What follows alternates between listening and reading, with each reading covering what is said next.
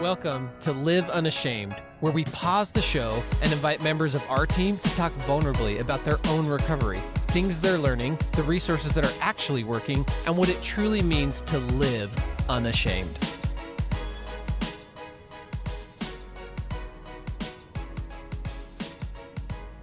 Hello, Chris. Hey, what's up, Sam? How are you, man? I'm freaking awesome. Good to have you. And James, I'm doing good, man. Thanks for having me on the show. on your show, Yeah. our show. Yeah. You've been on here longer than I have. Well, what do you guys think about rock bottom in recovery? That's a heavy one. It's a hard place to be. Yeah, That's a hard place to be.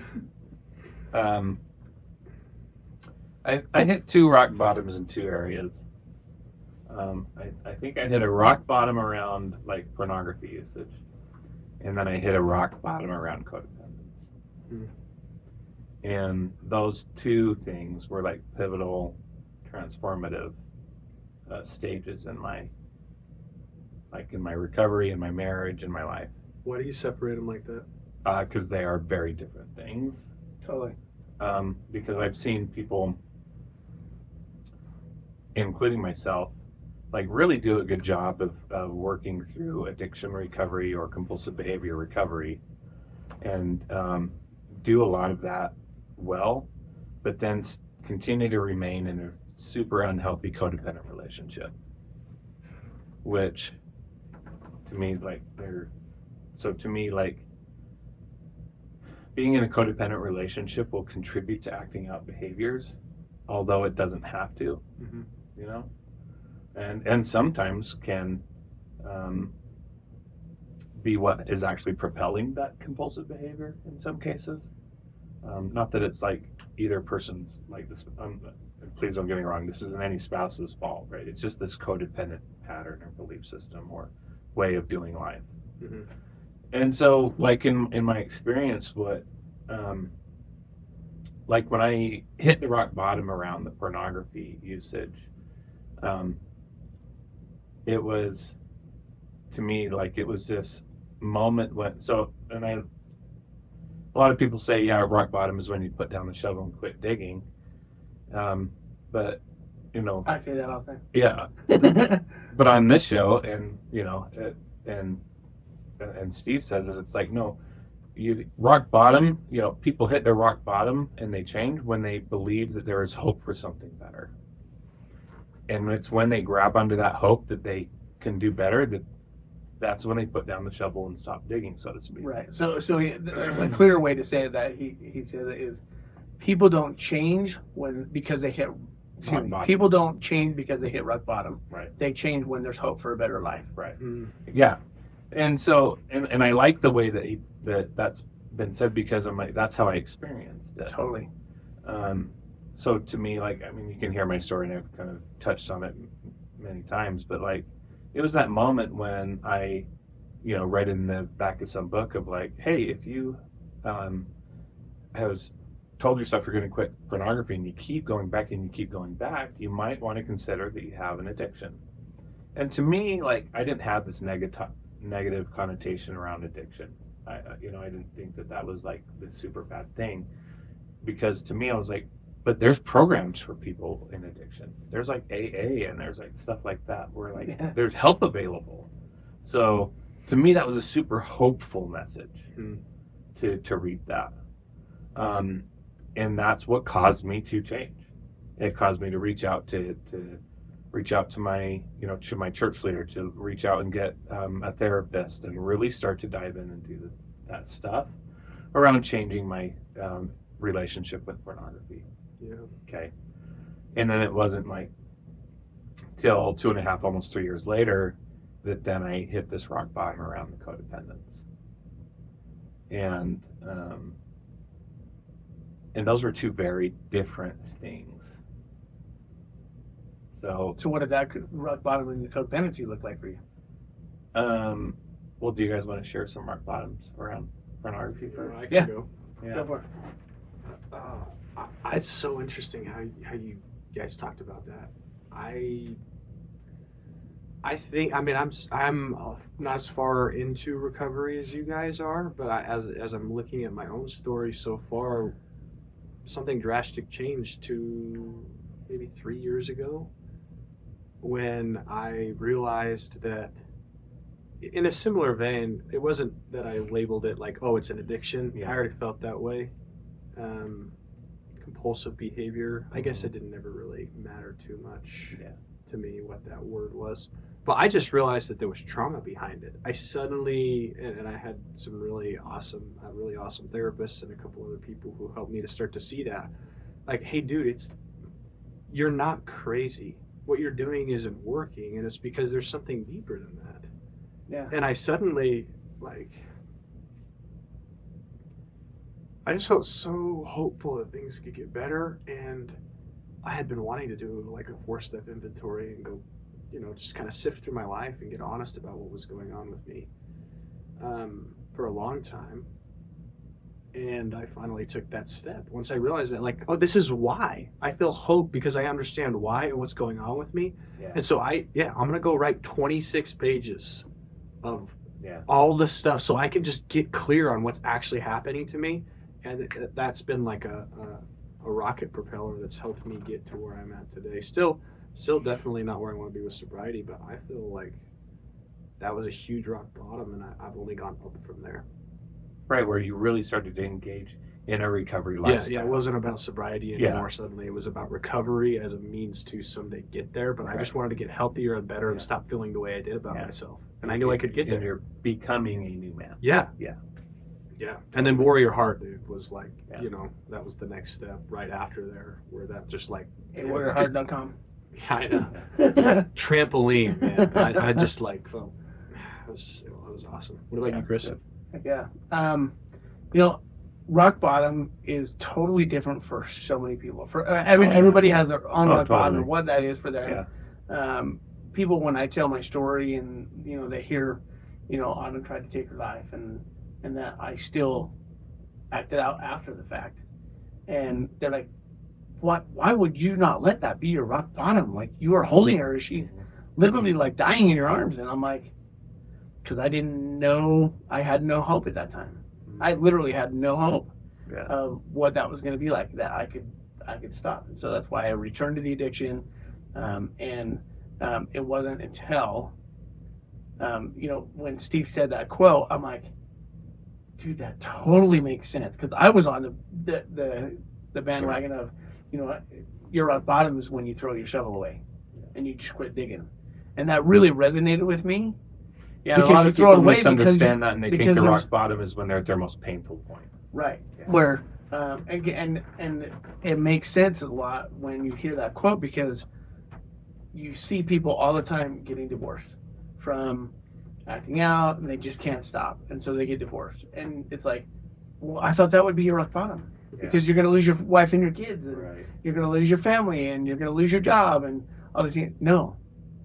And like for me, I was like, I threw the shovel away and quit digging because I finally had hope. Yeah. Wow. Right. So in a way, it's not inaccurate to say it's when you quit digging. Right. But what causes somebody to quit digging? Right. And it's not that moment when I was at my most painful moment. It was that moment when somebody gave me hope. Totally. So what does that look like? I'm trying to figure out how do you replicate that? I know what it has been like for me. Who's to say I don't hit more rock bottoms, but what does that mean? Like, how do you get there? If you want to get there and you don't know how to get there, how do you get there to a place of hope? Well, I hope this show is the place where people will come, they listen to this episode, and we give them hope, and we tell them, what, recovery is possible, healed is real. You don't have to live in a place of feeling like you are stuck, worthless, hopeless, incapable of change, growth. We're here to tell you that that is all a lie, that there is indeed a place to have hope. You are worth it. You are not your addiction. You are not your behaviors. That's just right now, like to your point, it's just something you're using to cope with some trauma or whatever else right now, It's an emotional regulation tool. It does not define you. So have hope. Listen to these stories of hope. That's why we have stories on there. That's Yeah. why we have people sharing that, because it provides hope. And That's what. like Sam's story is gonna resonate with someone else Right, rather than right. my story. Yeah. So to me, like, that's what Unashamed, Unafraid is. It is a hope machine. So if anybody out there is listening and you know that there is somebody out there that keeps digging, tell them to listen to this show and to the episodes until they grab onto hope and believe that they can change and that change is real. You know, I have a thought on that. I heard someone say this recently and it made me sad. But I wanna talk about it for a second.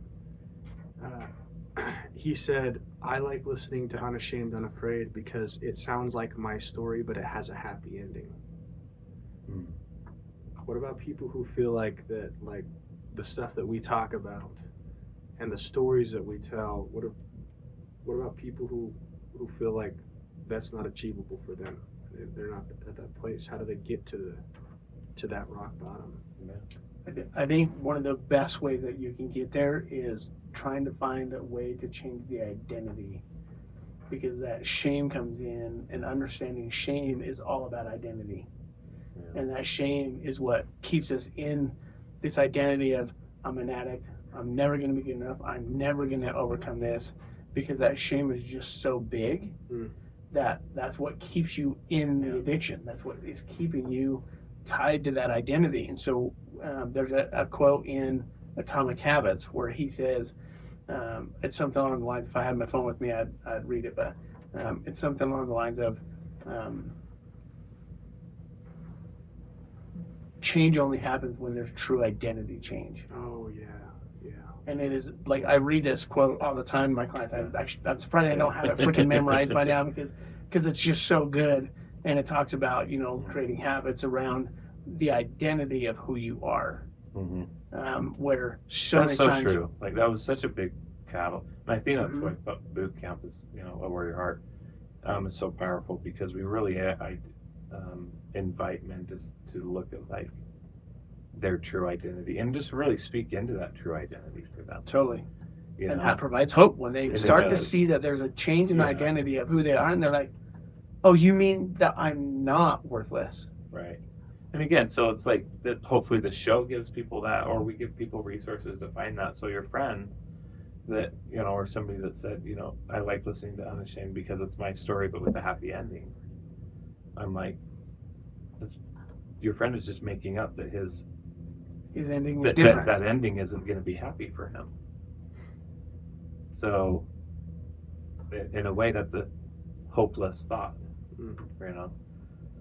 So I would invite your friend to, like, allow that you can also have a happy ending to your story. That recovery is possible for you too. Identity changes. Right. But you are not the exceptionally broken one that can't change. Right. Right. And can't experience change. Right. So, wow. Good questions. Rock bottom for. I also, go ahead and finish that, and then I'll talk about No, it. go ahead. I was just going to say, I also think that there's at some point that you can just, if you don't have hope, maybe just an inkling of just trusting that there can be a better outcome. Yeah. At some point, you just have to trust and be like, okay, God. Yeah. I mean, this is me to you. Like, it's just finally like, God, I've screwed up everything. Yeah. I have tried to do this on my own, and I just freaking can't. Yeah. And here we go. God, I'm giving you the reins, and let's just see what happens. Yeah. And you can just start seeing things, because it's finally just giving him the trust, even just a little bit, to be like, man, maybe I do trust that these stories are real, that there might be an opportunity for me to find healing. There might be a way for me to stop doing this. Yeah. That at some time I can do this, and it's finally just trusting yourself to be like, I'm worth that. I'm worth finding healing. I'm worth finding recovery and really stepping into my true identity, my true authentic self. Yeah.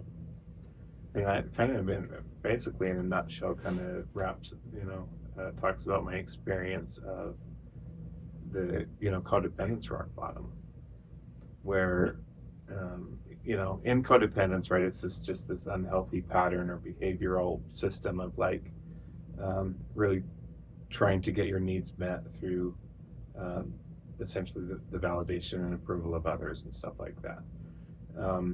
And I recognized that I finally started to see that I was dependent on my wife to validate and to validate my emotional sense of identity and self. I wasn't quite in charge of my own identity yet. I was working toward it through, warrior heart stuff, but I wasn't quite there yet. And I was unknowingly putting too much onus on her to really give that back to me. And obviously that's unhealthy and unhelpful, because she can't tell me who I am at my core and have that really stick and land with me. Only I can do that for me, and only God can do that for me. Right. And, and in that rock bottom was a time in which I leaned to, again, that pattern, I kept leaning too hard on her for that. And she's like, I can't give that to you. And I essentially, to your point, Chris, had to be like, okay, God, I can't figure this out. I'm a mess. I don't know who I am. I'm relying too much on my spouse to tell me who I am, to the point that I'm like drowning her. Yeah. Right? Because I'm trying to keep my own head above water, and yet, like a drowning person, I'm pulling her down while I'm doing that. Right. And I finally was like, okay, God, it's just me and you. God, help me see who I am. Help me see me through your eyes. Because I recognized that I didn't have enough confidence or belief in myself to see me that way on my own. I recognized that for me to access that vision, I had to see, okay, if you can see me like that, then maybe I can see me like that. Because I sensed in myself I wouldn't be able to do that on my own and just see myself that way. I saw that I had to do that with God, and that was the only way I was actually going to believe that I was worth something, is if I felt like God felt like I was worth something. And that took me on a long, hard journey of breaking through that codependence. Then I had to stop leaning on her to validate me so much, and to emotionally regulate me, and to manage my emotions, and all of that stuff. That was hard. We want to know what your rock bottom journey has been like. If you have a story, or if you're not there yet, what do you need to do in order to experience rock bottom in your life so you can start the journey towards healthy recovery? We want to hear from you. Sam, Chris, James at unashamedunafraid.com. Thanks for listening, guys. If you like our content, give us a 5-star review so we can spread this message to more people. You can donate and become an outsider on unashamedunafraid.com, and follow us on social media at unashamedunafraid. And until next time, remember to live unashamed.